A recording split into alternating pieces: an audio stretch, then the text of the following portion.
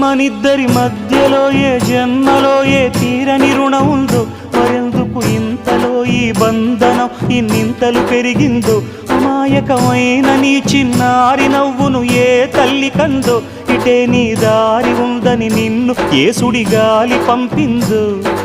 పాపం పుణ్యం దేవుడికెరుక, పేదకు దొరికిన బంగారు కణిక, పాలు వెన్నాలేవని అనక ప్రేమను తాగి పెరగవెసిలక.